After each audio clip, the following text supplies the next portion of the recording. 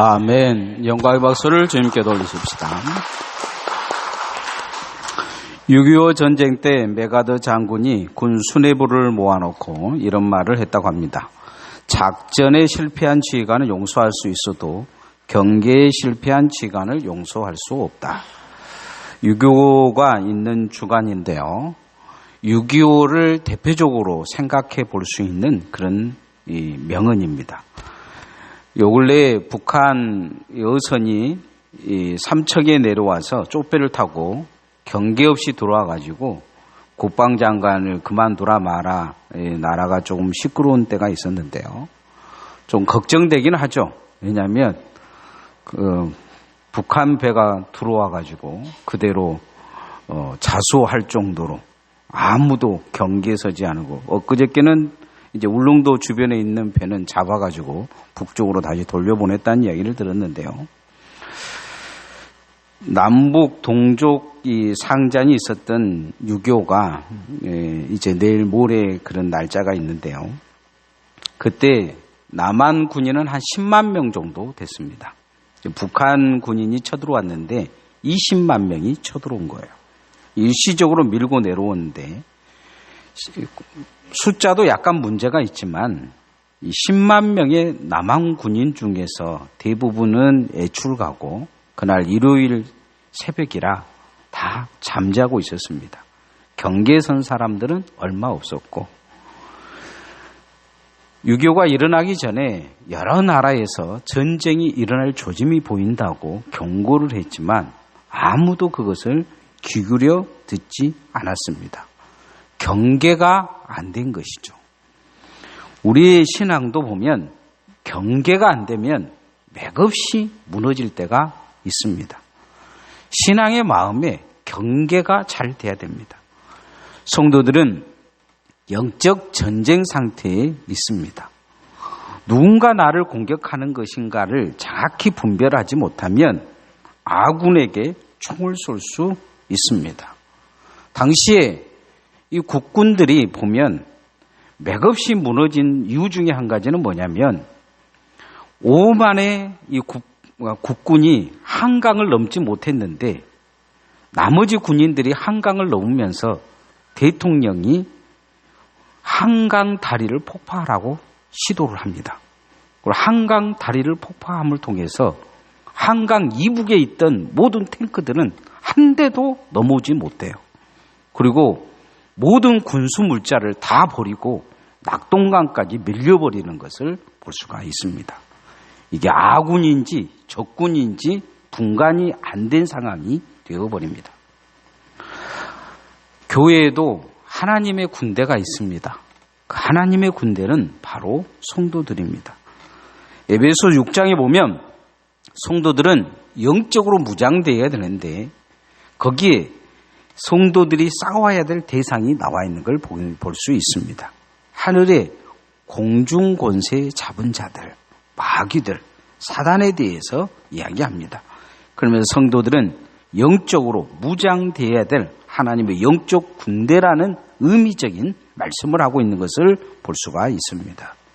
오늘 또 사단은 우리를 무너뜨리고 교회를 무너뜨려서 어떻게 하든지 많은 사람들을 지옥에 끌고 가게 하고 믿음을 잃어버리게 하려고 합니다. 그런 의미에서 이 땅에서 교회와 성도는 어떻게 써야 되냐?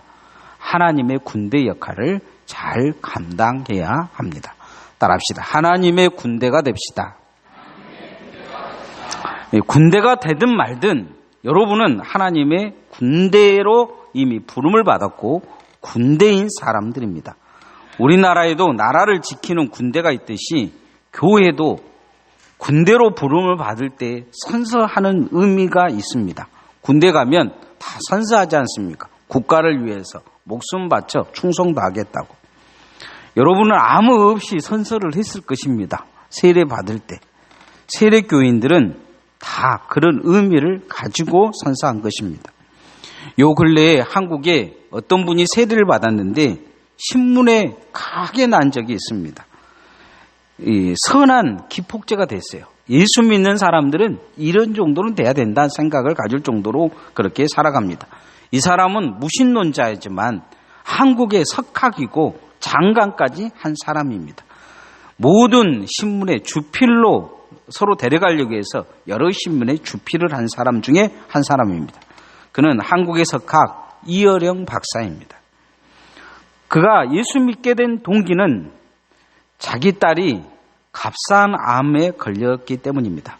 그리고 가장 아끼는 외손자가 ADHD라는 병에 걸려 죽을 위기에 놓여 있었는데 하와이에 이 요양하러 갔다가 자기 딸이 기도하러 가는 것을 보고 따라가서 이 무신론자가 하나님 앞에 기도합니다.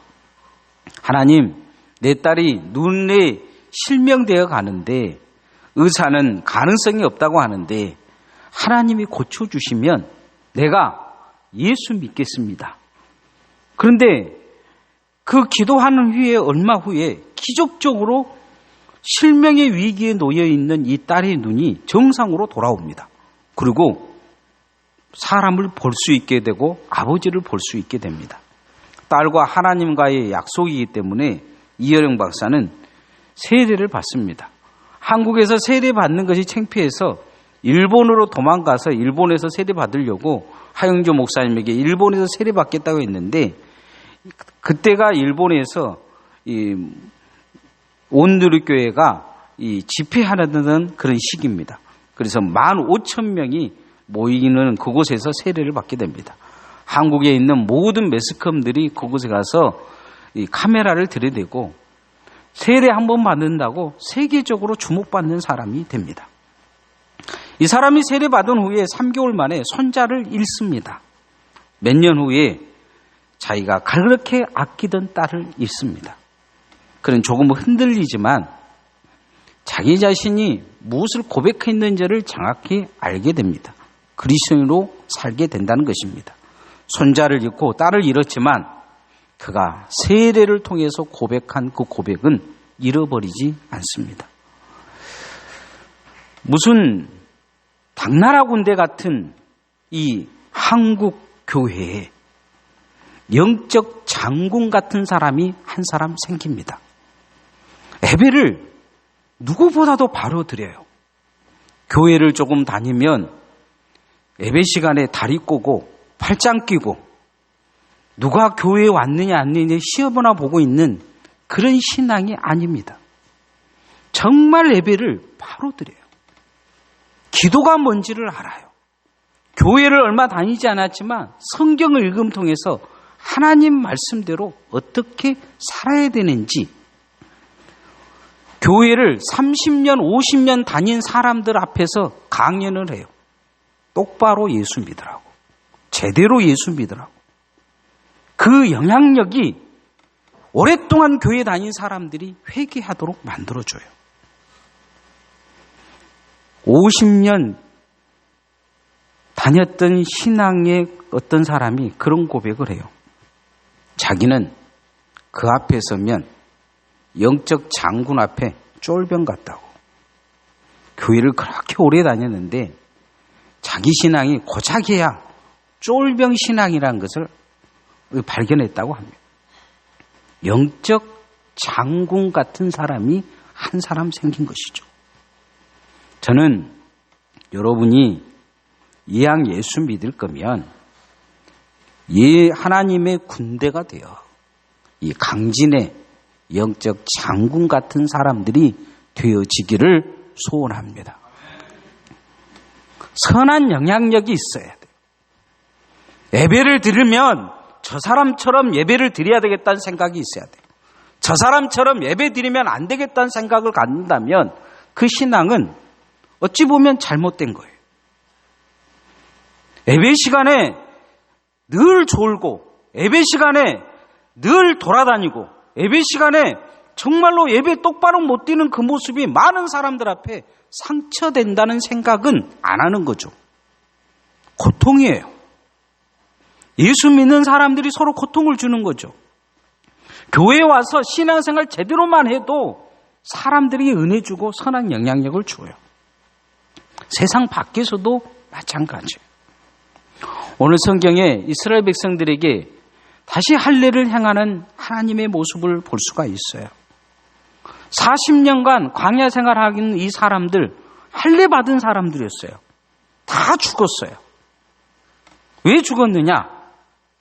하나님의 말씀대로 살지 못했기 때문이에요. 그러면서 다시 할례를 주면서 너희 조상들처럼 살지 마라 이야기하시는 의미적인 것이죠. 성경에 오늘 6절에 그런 구절이 있어요. 곧 군사들이 다 멸절하기까지.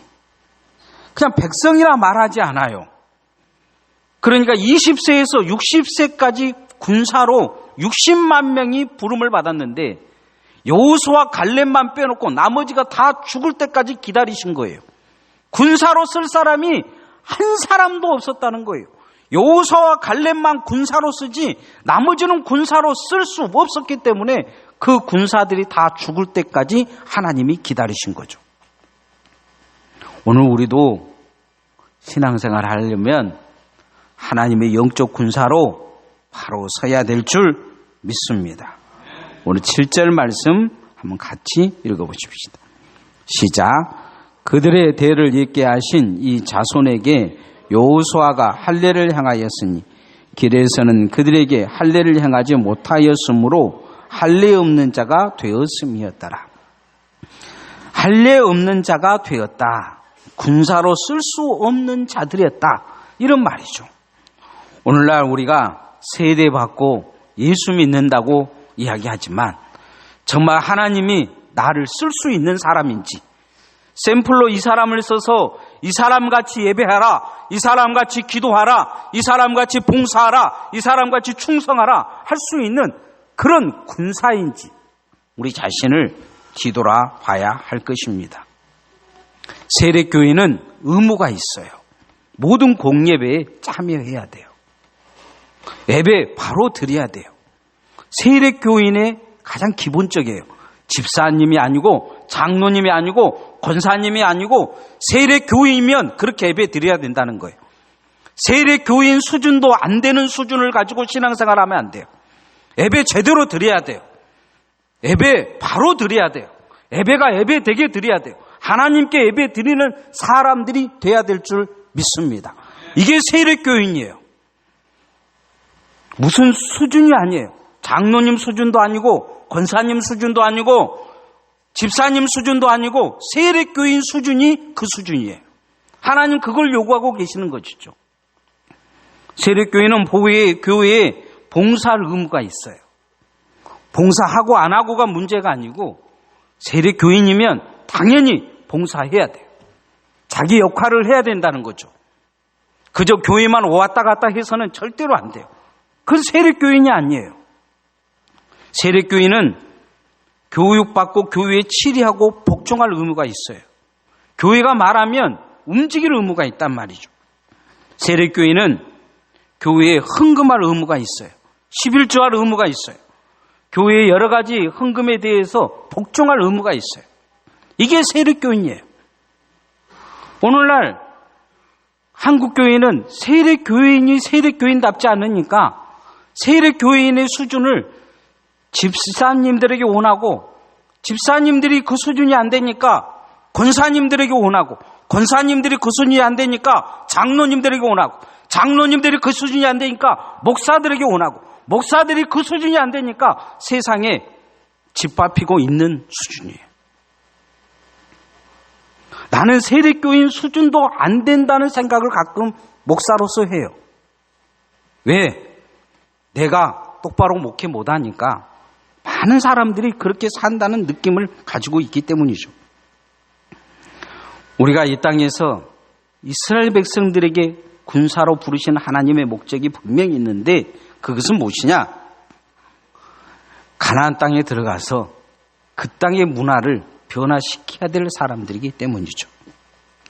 오늘 우리가 하나님의 영적 군대라면 하나님의 영적인 일에 집중하고 하나님 앞에 바로 서시기를 소원합니다. 세례교인 수준만 돼도 신앙생활 칭찬받을 것입니다. 누구에 나가서 박수 받을 거예요. 잘했다고 칭찬받을 것입니다. 세상 사람들도 여러분 보고 존경하고 세상 사람도 박수 칠 것입니다. 우리가 그러기 위해 먼저 가장 필요한 게 뭐냐? 하나님 편에 서야 합니다. 따라합시다. 하나님 편에 섭시다. 어떤 분이 월남 전에 소대장이 제일 많이 죽은 이유가 뭔지 아냐? 이 목사님이, 어떤 목사님이 군에서 오래 있다가 이제 목회하신 목사님이 저한테 묻더라고요. 그래서 제가 그런 이야기를 했죠. 들은 풍월이 있어서 전쟁이 일어나면 소대장이 맨 앞에 서서 전진 앞으로 하니까 소대장이 맨 앞에 서니까 제일 많이 죽었다 이렇게 이야기하니까 그 목사님이, 월남전 갔다 온 목사님이 그런 이야기를 하시는 거예요. 그럴 것 같은데 앞에서 날라온 총알보다 뒤에서 날라온 총알에 맞아 죽은 사람이 더 많다. 그렇게 이야기한다는 거예요. 소대장이 맨날 앞에 와가지고 이거 하라 저거 해라 못하면 월차례 주고 뭐 죽이겠다고 권총 들어서 전진 못하면 죽인다고 하니까 미운 거죠. 전쟁 앞에서 전진 앞으로 소대장 앞에 가는데 뒤에서 그 총알이 누가 쏜지는 모르는데 쏘아서 소대장인들이 많이 죽는다는 거예요. 중사나 상사들도 보면 뒤에서 쏜 총에 아군이 많이 죽는다는 거예요. 군기가 강한 군대면 군대일수록 아군의 총에 맞아 죽은 사람들이 많다는 것입니다. 확인되지 않는 이야기지만 그럴 것 같아요. 군대에 지금 문제가 일어난 거 보면 뭐 북한군의 총알에 맞은 것보다도 내무반에서 일어난 일들이 더 많기 때문이죠. 역사에도 보면 가장 중요한 사람들이 죽는데 누구 때문에 죽느냐? 적군의 손에 암살당해보다 아군에 죽은 사람들이 많아요. 김구 선생도, 청산리 전투 김자진 장군도, 동해권 대장 양세봉, 윤세주 사령관도, 요즘 인기를 얻고 있는 정봉준 그 드라마에 보면 나중에 정봉준도 그 밑에 있는 사람이 배신해서 잡혀가서 결국은 죽게 됩니다. 아군인지 적군인지 분간을 못하는 것이죠.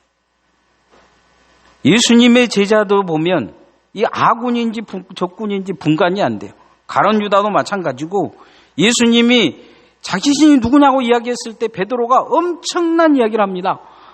주는 그리스도의 살아계신 하나님의 아들이다 이렇게 고백하는데 그 뒤에 예수님께서 자기 자신이 십자가에 못 박히겠다 이야기하시니까 베드로가 대뜸 그러면 안 된다고 말립니다. 예수님이 아주 심각한 이야기를 하셔요. 사탄아 물러가라 이야기하십니다. 이유를 설명하시는데 너는 사람의 일만 생각하고 하나님의 일을 생각하지 않는다 이렇게 이야기해요. 베드로에게 왜 예수님이 나무라시겠습니까? 자기 편 만들고 싶어하는 이 베드로, 너는 하나님 편에서는 적군이다 이렇게 말씀하신 거예요. 너는 적군이다. 너는 하나님의 일을 생각하지 않는 사람이다. 너는 너의 일만을 생각한다. 너의 명예, 예수님이 뭔가 왕이 되면 오른쪽에 앉을 너의 명예만 생각하고 너의 권력만 생각하는 너는 적군이다. 오늘 성경에 하나님의 군대 장관을 만난 여호수아가 묻습니다. 한번 그 물음을 한번 읽어보십시다. 13절 말씀 같이 읽어봅시다. 시작. 여호수아가 여호와께 가까이 이르렀을 때 눈을 들어본즉 한 사람이 칼을 빼어 손에 들고 마주 서 있는지라. 여호수아가 나가서 그에게 묻되 너는 우리를 유하느냐 우리의 적들을 유하느냐 하니. 우리 편이냐 아니면 적 편이냐 이렇게 이야기를 합니다. 내 편이냐 나무 편이냐 이렇게 이야기를 해요. 그러자 이 하나님의 군대 장관이 그런 이야기합니다. 네 편 아니다. 나는 하나님 편이다. 이런 이야기야. 나는 하나님의 군대 장관으로 왔지 너 도우려고 온 것이 아니다. 이런 이야기를 한 거죠. 우리의 신앙도 선이 분명해야 됩니다. 교회의 신앙생활 잘못하면 네 편이냐 내 편이냐 나누면서 결국은 마귀 편 돼서 마귀 일만 하다가 신앙생활 마칠 수 있습니다. 하나님의 군대라면 하나님 편에 서서 교회를 생각하고 주님을 생각하고 성도들을 생각해서 하나님 앞에 귀한 군대로 서야 될 줄 믿습니다. 하나님 편, 그게 어떤 사람입니까? 하나님을 먼저 생각하는 것입니다. 하나님의 뜻을 이해하는 것입니다. 하나님의 말씀대로 가려고 하는 것입니다. 하나님 편에서 행동하고 훈련하는 것입니다. 하나님은 내 편 찾는 여호수아에게 너는 하나님 편이 되기 위해 절대 순종하는 자가 되라 요구하십니다. 따라하십시다. 절대 순종하는 종이 됩시다. 멋쟁이들이 가장 많이 신경 쓰는 것이 뭐냐면 신발입니다. 여러분, 제가 양복 입고 고무신 입고 다니면 다 웃을 거예요. 그렇지 않습니까? 양복 입고 구두를 신어야지. 만약에 양복 입고 슬리퍼 신고 오늘 교회 왔다면 또 웃을 거예요. 그래서 뭔가 옷을 잘 입은 사람들이 마지막에 신경 쓴 게 뭐냐면 구두입니다. 얼굴들은 다 저를 보고 있는데 또 자기 이제 신발 걱정하신 분들이 있을지 모르겠어요. 제가 우리 교회는 그렇게 신발 걱정할 정도의 그런 옷을 입고 다니시는 분 별로 없는 것 같아요. 그런데 이스라엘 백성들이나 이 애굽 사람들에게서 신발을 반드시 벗어야 될 사람들이 있습니다. 자기 집에서는 고급 신발을 벗을지 모르겠지만 자기를 만난 사람들 앞에 자기에게 권한이 있는 사람 앞에 신발을 벗어야 될 사람들이 누구냐? 바로 종들입니다. 애굽의 종들은 신발을 신을 권한이 없었습니다. 성경에 보면 신발을 벗으라는 말이 몇 군데 나옵니다. 그 중에 대표적인 것이 모세가 시내산에 올라갔을 때 하나님은 신발을 벗으라고 합니다. 모세는 익히 알고 있었어요. 자기가 왕자의 생활을 40년 했기 때문에 신발을 벗는다는 의미가 뭔지를 아는 거죠. 오늘날 우리는 신발을 벗든지 말든지 아무 의미가 없죠.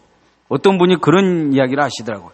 교회에 구두를 신고 왔는데 신발을 벗으라 그래서 강대상에 올라서 신발을 벗어야 되는 것 같다 하는데 슬리퍼를 주더라는 거예요. 속으로.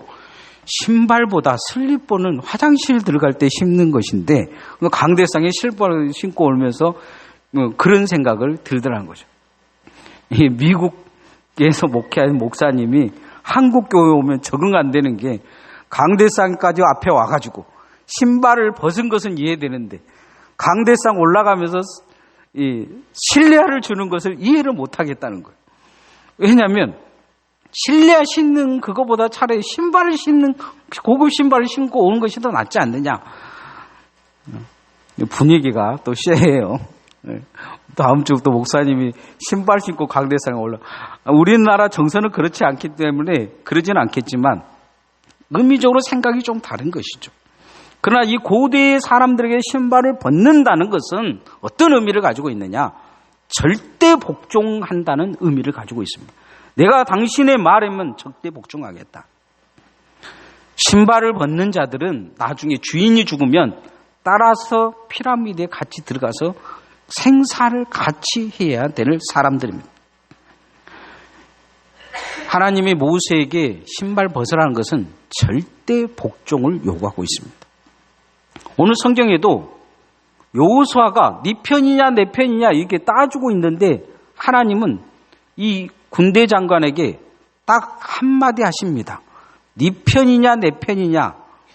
네가 나한테 명령 내리고 뭐 어쩌고 저쩌고 뭐 앞에서 이것입니다 저것입니다 말할 그런 수준이 아니라는 거예요.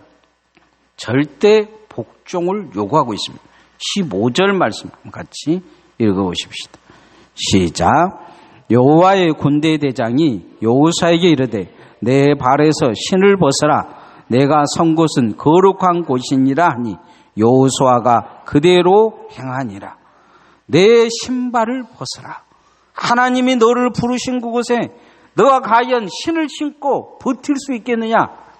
벗으라는 거죠. 하나님 앞에 절대 복종하라 요구하고 있는 것을 볼 수가 있습니다. 우리의 신앙도 복종할 것에 대해서는 절대 복종하는 성도들 되시기를 소원합니다. 예배를 제대로 드리라고 하면 이것저것 따지지 말고 제대로 드리세요. 습관을 고치세요. 잘못된 것이 있다면 철저히 자기 자신을 바꿔야지 오랫동안 그렇게 드렸다고 핑계댈 일이 아니에요. 하나님 앞에 봉사하라고 하면 절대적으로 순종하고 복종하세요. 내 시간이 어쩌고 저쩌고 남이 하고 안 하고가 문제가 아니에요. 늘 남보고 살다가 결국 신앙이 망가질 수밖에 없어요. 하나님의 군대에게 요구하는 건 절대 복종하는 거예요. 목사에게 복종하라는 게 아니고 하나님의 말씀에 복종하시기를 소원합니다. 하나님이 기본적으로 하라는 말씀에 토 달지 말고 이유도 달지 말고 절대 복종하세요. 그 사람이 하나님의 군대요. 그런 사람이 하나님의 군대 장관이 될 권한을 가지고 있는 것입니다. 이제 결론을 맺으면 하나님은 자신의 마음을 가지고 있는 사람을 찾고 계십니다. 하나님은 자신의 발이 되고 하나님이 손이 될 수 있는 사람을 찾고 계십니다. 이스라엘 백성들이 왜 이 60만 명, 20살에서 60살까지 부름을 받은 군대들에 대해서 이 60만 명이 다 죽을 때까지 하나님이 기다리셨겠습니까? 하나님의 위한 싸움이 그들에게서 일어나지 않을 가능성이 많기 때문입니다. 자기를 위해 싸우고 자기 명예를 위해 싸우고 자기가 원하면 싸우고 싸우지 않으면 뒤로 물러서고 아군인지 적군인지 모르고 마음에 들지 아니하면 아군도 사살해버리고 뒤에서 지도자들 총질이나 하고 그런 이 당나라 같은 군대를 데리고 하나님의 나라를 만들 수 없기에 기다리신 거죠. 다 죽을 때까지 40년을 기다린 거예요. 그리고 새로운 이 백성에게 다시 60만 명의 이 군대에게 할 일을 행하면서 요구하신 것은 하나님의 군대가 되라. 하나님 편에 설 줄 알아야 된다. 절대 복종하라. 요구하신 것입니다. 우리가 이제 유교가 있는 주간인데요. 나라도 걱정이지만 내가 하나님 앞에 정말 하나님이 쓰실 수 있는 군사가 될 수 있는지 내 신앙을 뒤돌아볼 수 있는 주간 되어지기를 소원합니다. 찬양하십시다.